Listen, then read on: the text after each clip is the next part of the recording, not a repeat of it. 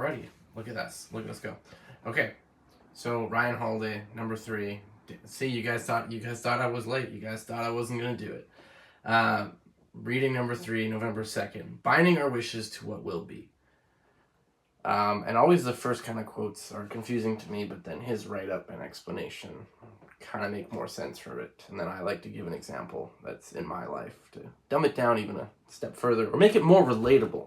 Let's not say dumb it down. Let's say make it even more relatable. But I haven't had time hindered in my will, nor forced against it. How is this possible? I have bound up my choice to act with the will of God. God wills that I be sick, such is my will. He wills that I choose something, so do I. He wills that I reach for something, or something be given to me. I wish for the same. What God doesn't will, I do not wish for.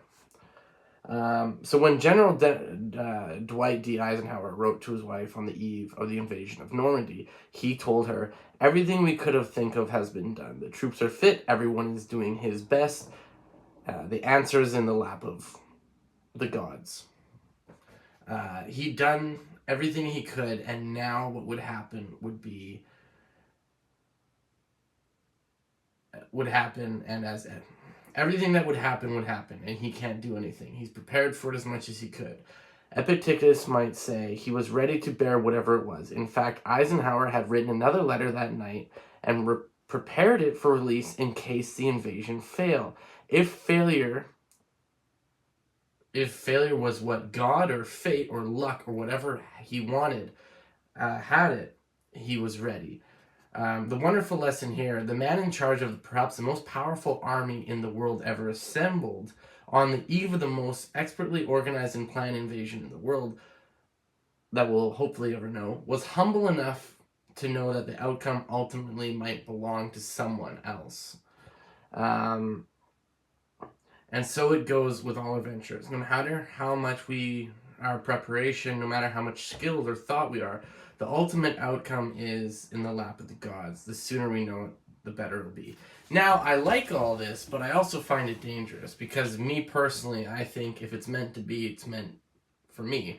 So I'm not claiming to be smarter than these Stoics or Ryan Holiday, but I think this is a good piece of wisdom, knowing that you do what you can and then you leave it out there for the universe. But I could see some people spiraling and being like, "Oh, I fucking went to the gym a couple times, didn't get bigger." I could see that. But an example that I thought of when I read this was, okay, so I was taking care of someone who just had a knee surgery, and she had to go back to the hospital, and she wasn't even stable in crutches, and she kind of needed me to walk by her. And of course, like, at the time I was in Quebec, and I have a hard time talking with security guards, even when I can speak French. My French isn't that good, and their English isn't that good, and so it's like, and this was rural Quebec. I don't know why I mentioned all that, but so anyways, in the confusion, I ended up like realizing, oh, my car is parked in the fire lane, and it took me, and like this was during the height of COVID, and I had to explain to them, and my girlfriend had to explain to them that she could not walk without me, that her crutches didn't, like, she wasn't even stable in her crutches, because it was just 2 days from her surgery. She went to get her bandages replaced, and she couldn't walk without me. She was too afraid to not have me there. And like, to get them to let me in the hospital, because there it was no visitors, and to get them to let me into the hospital was like the biggest pain in the ass.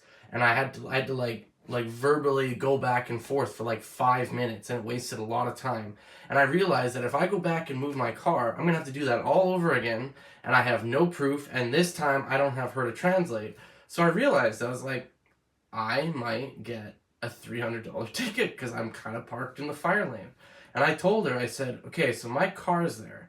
But in a weird way, I mentally prepared myself, because her and I, we were dating, and we went through a lot in that month together. And I was just kind of happy to be beside this person. And I just said, I was like, you know what? I just don't care. If there's a $300 ticket, I'm not going to give an ounce of energy to it. I'm not going to care. I'm not going to be mad. I did my best in this situation, and me leaving to go move is just going to make it harder. So whatever happens, and I'll be fine with the outcome, and I'm not going to react.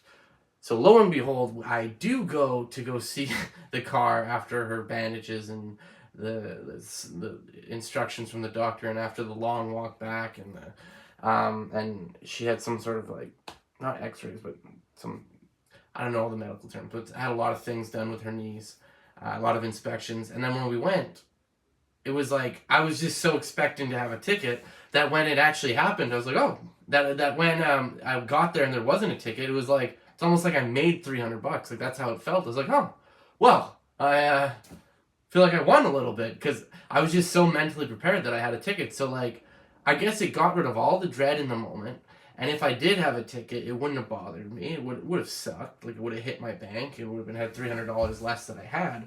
But it just created joy, and me thinking like that in that instant, I think it created joy, and it took away all the dread. So I don't know what other situations I might work with, but like I don't know, if you go to traffic court and just going in, it's like I guess like my driver's ed instructor told me, and my first driving test I passed and got 100%, and I took it very seriously, but she said, do not go in with expectations, because if you go in there expecting to pass that test, you will be cocky and you will fail.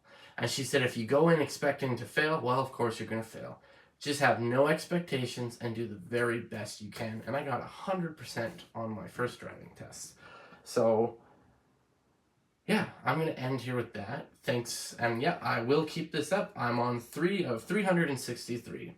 So we're going to have I'm on 3 of 366. So we're going to have 363 more. Right now there's 6 people in here, but anyways, yeah, again, like the video, subscribe, comment. If you guys have any comments, criticisms, open dialogue, feel free, and I will respond to every comment, because let's face it, I'm not really a big YouTuber. I do have the time to respond to everyone, so I will. Yeah, so anyways, thanks guys. You guys have a great day. Ciao, bye.